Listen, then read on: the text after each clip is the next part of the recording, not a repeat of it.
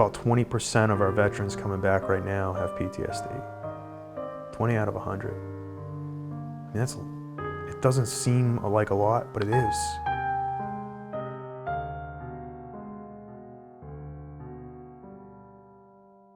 "22 veterans a day commit suicide. One a day is too much."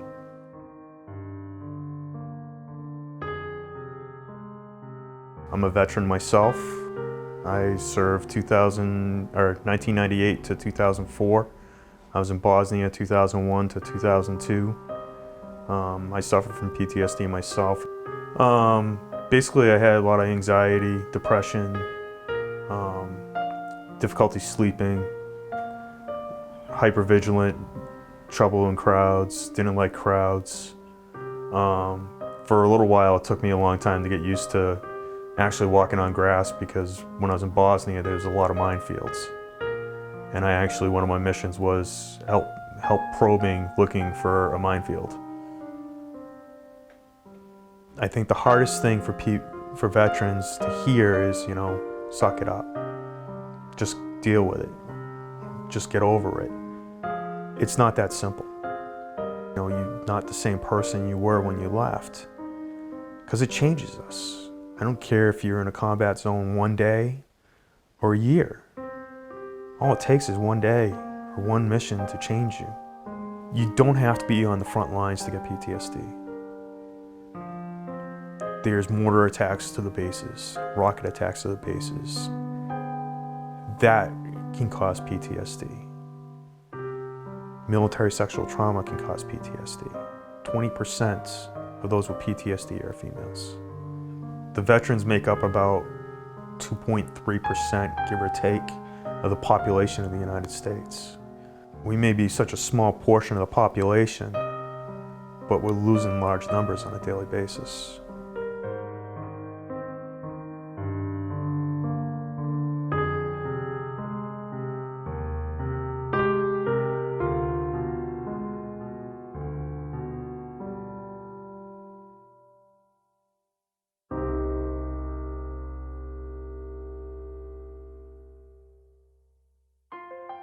I think a lot of people, the everyday person always, they hear these things and they think, wow, I wish I could do something, and then it kind of, goes by the wayside, or it maybe seems overwhelming to actually, make a difference. And I think this is an opportunity for people to make a difference. We started thinking, what can we impact that's significant? What's meaningful to our employees? And, we have a large number of employees who have served in the armed services. And what is the biggest problem that they're all struggling with as they come home right now? Well, there's a lot of things, but one of them is PTSD. And that's when we started learning about local organizations who have been in this for a long time, as early as the 70s, who people have been very committed, but they haven't had the resources and they haven't had the community awareness to really make a significant difference. And that's where we stepped up to the plate, reached out to these organizations and said, how can we help you?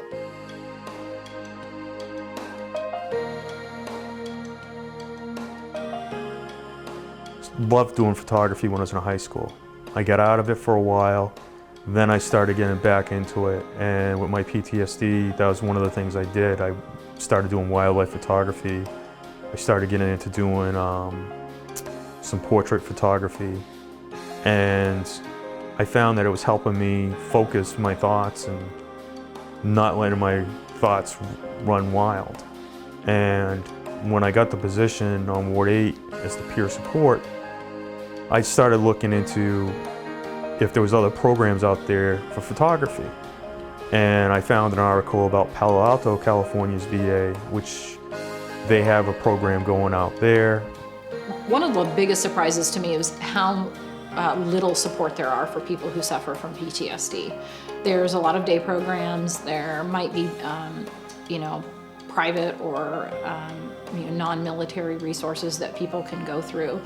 But the reality is there's really only one program where somebody can go and stay for a long period of time and get the help that they need. And they know that works. And maybe that's the most disappointing part of things, is that they know that it works and there are not more opportunities for that. So there's a waiting list. But I think the best thing that they can do is get people into those programs as quickly as possible, get them into programs that work, like an alternative therapy program, really give people the life skills that they need, and then get them back out into society so that they can practice and put those things into place. In particular, Leeds has done an excellent job of researching and finding out about alternative therapies available to those affected by PTSD. So Randy Wessels in particular searched out and found a program for phototherapy. And in that process, he identified what they needed, how it might help those process their emotions and thoughts and feelings about returning to everyday life.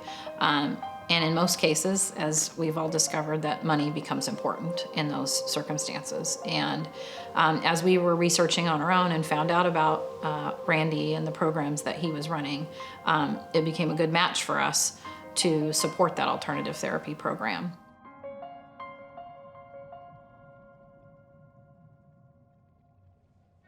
We have a nonprofit organization, Friends of Ward 8, that works with Ward 8 and the veterans. And they had partnered up with Smith & Wesson. We actually had a meeting and they asked us what our wish list was. My original idea was doing higher end point and shoot cameras. And everyone got excited about the project and they said, no, if we're doing this, we're doing it right. And Smith & Wesson came through with 5 Nikon D3100 cameras. We now use those for doing phototherapy. I go out a couple times a week with some of the veterans. We've had veterans that haven't touched a camera since they were in Vietnam. And they're now looking at the world through a different spectrum. Hey, Jim. Hey, how you doing, I Preston? heard a lot about you. Yeah, you too. It's awesome, buddy. Hey, good to meet you. So, let's talk for a while. Let's do that. So, where did you serve in Iraq? I served up north in Kirkuk with the 25th Infantry Division. Oh, wow. Yeah, how about you? I served in Dong Tam area and the Rung Sat in Vietnam with SEAL Team 2 in 1970. What year were you there? I was there from 04 to 05. During Oh. the first elections after the initial invasion. Yep. It's pretty hectic time over there. Pretty tense, huh? Yeah. Yeah, you know, it's all tense war. You know, it's you don't realize it as much when you're going through until you get back. Yeah, You know, that's yeah. when it all comes creeping up on you. Yeah, I know what you mean. For many years, I stuffed my feelings and emotions, and I lived in the woods. I still had anger and anxiety, and I didn't really know what from. But more than anything, I lack of sleep. I was starting to have nightmares, and you know, it turned out I have cold sweats. I'd wake up in the night, and my wife and I was screaming, and my wife would look at me and say, "What's going on?" You know. And I said, nothing, I'm okay, you know, but we were in denial, at least I was in denial about it, you know, I didn't think I had anything wrong with me, and, you know, it took me a long time to come forward, and it took a lot of other Vietnam vets a long time. Yeah. And once I came forward and got involved in the program at Ward 8, which is absolutely wonderful for us, because the people that were involved in helping us out, the counselors and everybody there, support staff, they're all so caring and they all make you feel good about yourself. For a long time, you're putting yourself down, at least I was, you know, you're depressed and you don't really know what from.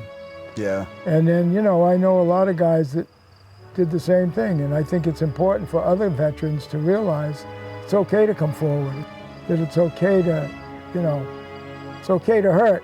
It's okay to cry. It's okay to do those things. I understand exactly where you're coming from when it comes to cold sweats and nightmares, you know, intrusive thoughts. I had a lot of anger problems when I first came home. I didn't even know what to do with myself, really.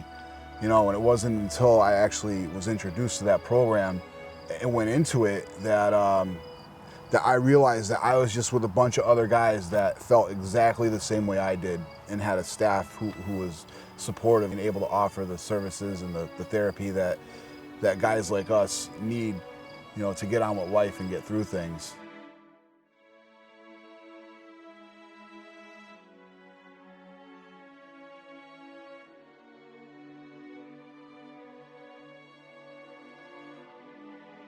The guys have seen worlds of difference. You know, we've had guys that were shut-ins.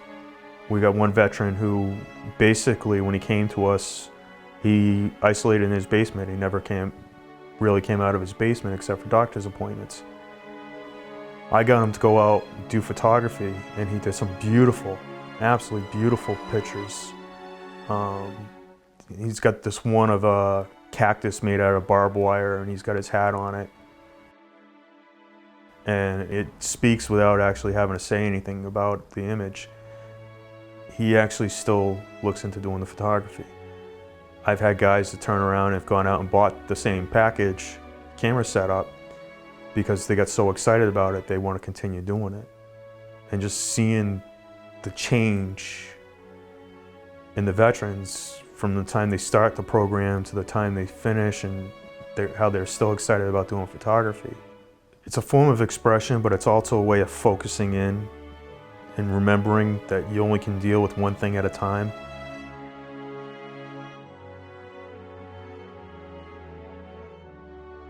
It's good to be in this program. It really is. I get a lot out of it, and then now they've introduced photography, which is really awesome, huh?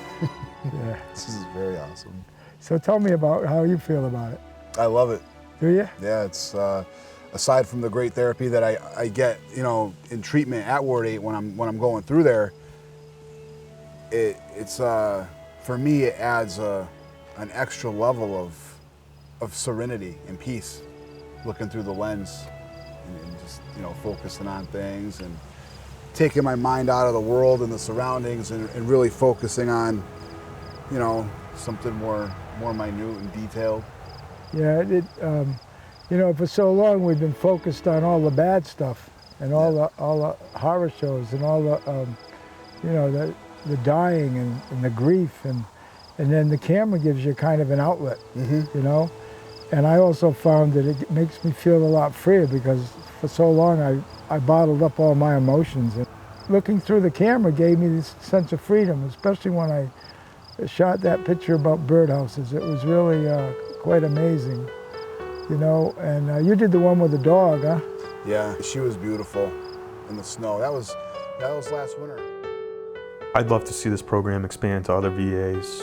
I'd love to see us advance the equipment that we're using. I'd love to see some guys get published with their artwork, you know. Let them see that, you know, we're not broken. You're not.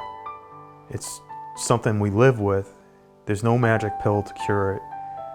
But we can turn around and learn our coping skills so it doesn't affect us as much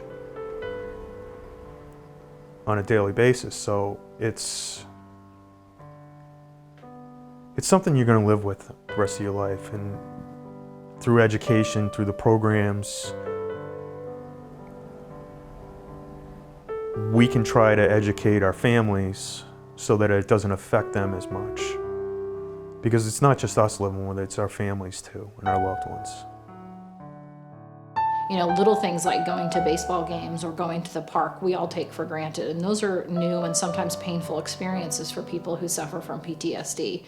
And the more that we can help other companies or other people become aware of programs like this and support them either through time or financially, that would be a great goal for us. You know, Smith Wesson could say, we got someone else involved, that would be a great win. That would give more people the opportunity to go through a program like this or something similar that helps them.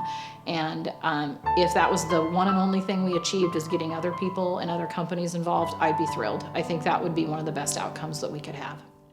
The phototherapy program makes a difference in the lives of the men and women that serve this country. I look at it as a window. Yeah, window into a new world. Yeah. You know, and to get you away from the old one, right? Yeah, exactly. But you know, we've been through the same program, so yeah, right. It's worked for both of us. Yeah, right.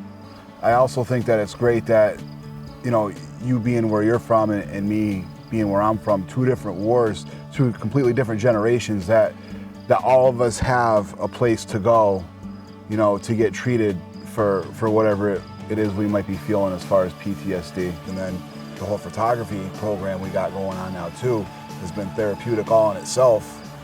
I know it. So looking forward to my next stay.